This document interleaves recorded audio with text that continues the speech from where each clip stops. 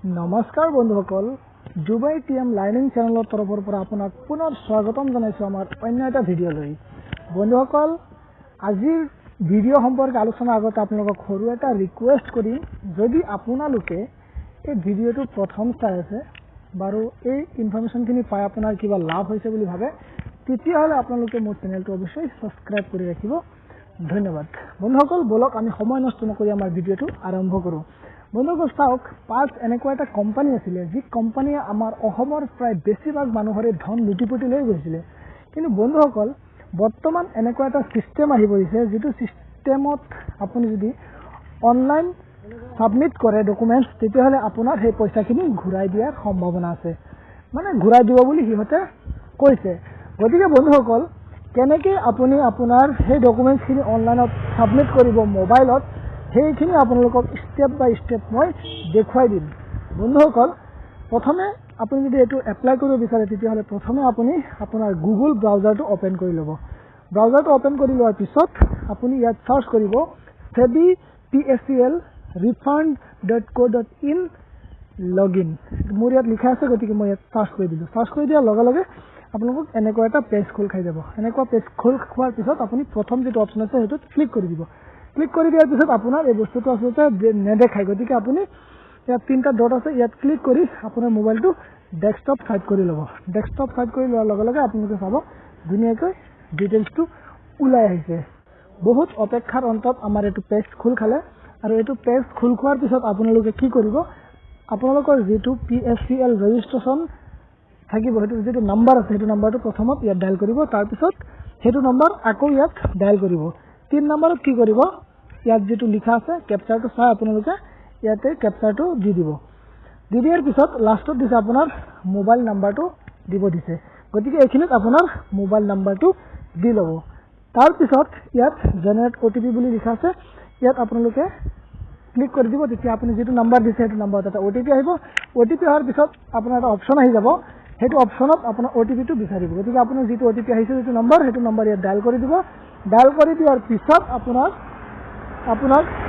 আপুনি এটা password create কৰিবলৈ আহিব। হেতু পাসওয়াৰ্ডটো আপুনি ধুনীয়াকৈ ক্ৰিয়েট কৰি ল'ব। ক্ৰিয়েট কৰি লোৱাৰ পিছত আপোনাৰ যেতিয়া হেৰি হৈ গ'ল, ৰেজিষ্ট্ৰেচন হৈ গ'ল, তেতিয়া কি কৰিব, ৰেজিষ্ট্ৰেচন হৈ যোৱাৰ পিছত তেতিয়া আপুনি ইয়াৰ পৰা পিছলৈ গুচি যাব। পিছলৈ গুচি যোৱাৰ পিছত আকৌ কি কৰিব, এটো ৰেজিষ্ট্ৰেচন যেটো আছে হেতু আপোনাৰ লগইন কৰিব লাগিব। এটো লগইন কেনেকৈ কৰিব লাগিব হেতু আপোনালোকক ধুনীয়াকৈ দেখুৱাই দিছো। আকৌ ইয়ালৈ গুচি যাব। ইয়ালৈ গুচি যোৱাৰ পিছত চাওক আকৌ তেনেকুৱা এটা পেজ খোল খাই যাব। এইটো পেজ খোল খাই গ'ল।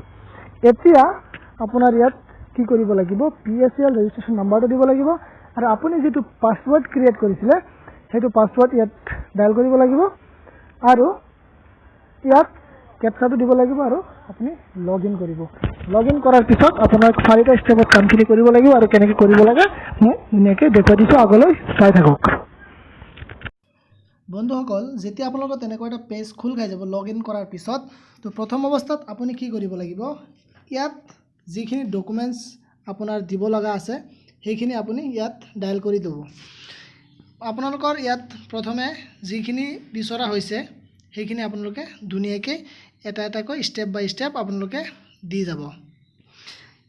প্ৰথম অৱস্থাত আপোনাৰ যিখিনি বিচাৰিছে আপুনি গোটেইখিনি ইয়ালৈ দি দিব আৰু এটো যেতিয়া আপোনালোকৰ সম্পূৰ্ণ হৈ যাব আপোনালোকে ইয়াত চাই ল'ব ধুনীয়াকৈ কি কি বিচাৰিছে, আপুনি হেতু গোটেইখিনি আপুনি দি দিব আৰু লাষ্টত যেটো অপচন আছে আপোনাৰ গোটেইটো মিলাই কিমান টকা হৈছে সেইখিনি আপুনি ইয়াত ক্লিক কৰি দিব। ক্লিক কৰি দিয়াৰ পিছত আপুনি কি কৰিব, আপুনি ইয়াত যিখিনি স্টেপ আছে গোটেইখিনি যেতিয়া আপোনাৰ সম্পূৰ্ণ হৈ গ'ল তেতিয়া আপুনি কি কৰিব, ইয়াৰ যেটো 2 নম্বৰ অপচন আছে তাত গুচি যাব। 2 নম্বৰ অপচনত গুচি গৈ কি কৰিব, ইয়াত থকা যিখিনি আপোনাৰ ডিটেইলছ বিচাৰা হৈছে ইয়াত বেংকৰ ডিটেইলছখিনি বিচাৰিছে, ইয়াত আপোনালোকৰ বেংক নাম্বাৰটো দিব, একাউণ্ট নাম্বাৰ, IFSC কোডটো দিব আৰু আপোনালোকৰ কোনটো বেংকত আছে হেতু দিব।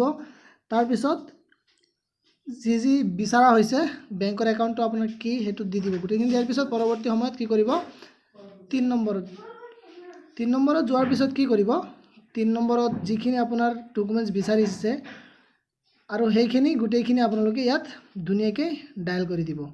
এইখিনি ডায়াল কৰি দিয়াৰ পিছত আপোনালোকৰ যিখিনি কৰিব লগা আছে সম্পূৰ্ণখিনি কৰি লওক। কৰি লোৱাৰ পিছত লাহে লাহে কৰা হৈ আছে,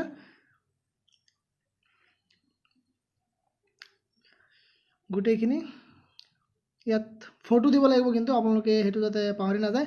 গতিকে ফটোটো দিব, দিয়াৰ পিছত এইখিনি যেতিয়া হৈ যাব তাৰপিছত আপুনি 4 নম্বৰটোত গুচি যাব। 4 নম্বৰটোত গুচি যোৱাৰ পিছত আপোনাৰ পালছৰ চাৰ্টিফিকেট আৰু ৰিচিপ্ট সেইখিনি দিব লাগিব। আৰু ধুনীয়াকৈ ইয়াত যিখিনি আছে আপোনালোকে এইখিনি ষ্টেপ বাই ষ্টেপ ধুনীয়াকৈ এটা এটাকৈ দি যাব। আৰু লাহে লাহে ওপৰৰ পৰা গোটেইখিনি এটা এটা আপোনাৰ যিখিনি ছাবমিট কৰিব লগা আছে গোটেইখিনি এটা এটা ছাবমিট কৰি দিব। ইয়াত যি বিচৰা হৈছে আপোনালোকে সেইখিনি চাই ছাবমিট কৰি দি দিব। এইখিনি আপুনি কৰাৰ পিছত আপোনাক লাষ্টত এটা ৰেফাৰেন্স ID দিব, আৰু সেইটো আইডিৰ যিটো ID দিব সেইটো আইডিৰ জৰিয়তে আপোনালোকে কি কৰিব পাৰিব, আপোনাৰ যিটো পৰৱৰ্তী সময়ত আপোনাৰ পইচাটো কেতিয়া সোমাব আৰু সেই গোটেই ডিটেইলছটো আপোনালোকে পাই যাব। আৰু এইখিনি লাষ্টত আপোনালোকে ছাবমিট কৰি দিলেই হৈ গ'ল। Thank you. এইখিনি আছিলে।